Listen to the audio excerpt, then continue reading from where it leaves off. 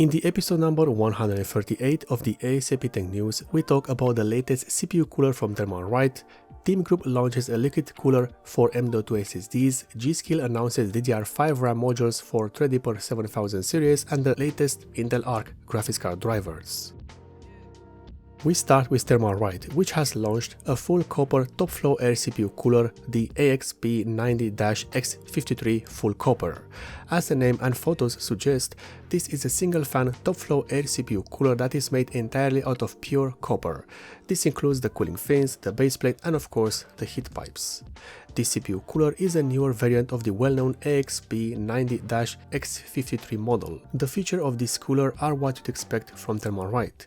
You have 4 copper-made heat pipes, each with a diameter of 6mm, a solid baseplate, and a single 92mm fan, which sports a maximum speed of 2700 RPM.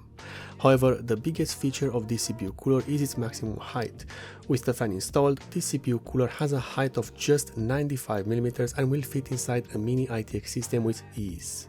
The pricing for the CPU cooler is not yet known, but given the full copper coolers are priced higher, we can expect this one to be the same.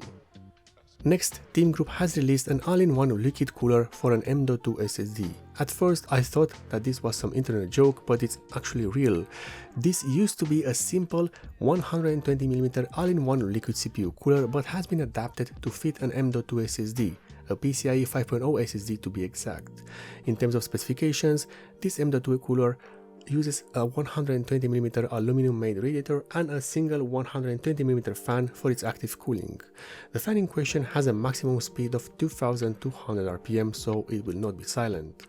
The pump doing all the heavy lifting here is your typical all-in-one pump, and it has a speed of no less than 4000 RPM.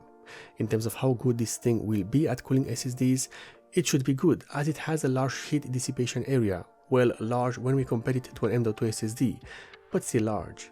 The price and availability will be known later this year, but it will be interesting to see how this thing performs and how it will be welcomed, or not, by the end users.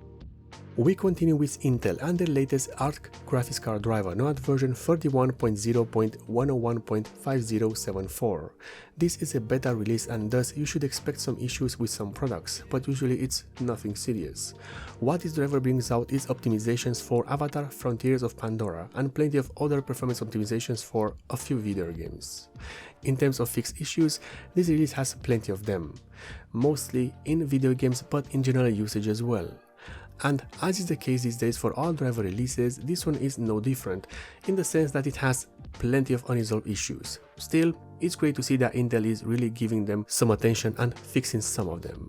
And finally, G.Skill announces their Zeta R5 Neo series DDR5 R-DIMM made for the AMD Ryzen Threadripper 7000 series.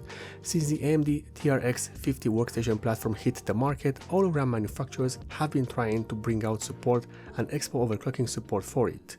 G.Skill is one of the first to do so, and they brought the overclocking profile under the Zeta R5 Neo series of DDR5 R-DIMM lineup. These memory modules are available in quad-channel configurations in 2 capacities, 64GB and 128GB, and the same frequency of 6400 MHz. We do know the general specifications, but we do not know the pricing for these RAM kits. But one thing is for sure, these will not be cheap at all. And this is the end of the episode number 138 of the A.S.A.P Tech News, one of the few tech news series which aims to deliver you the news as fast as possible for your convenience.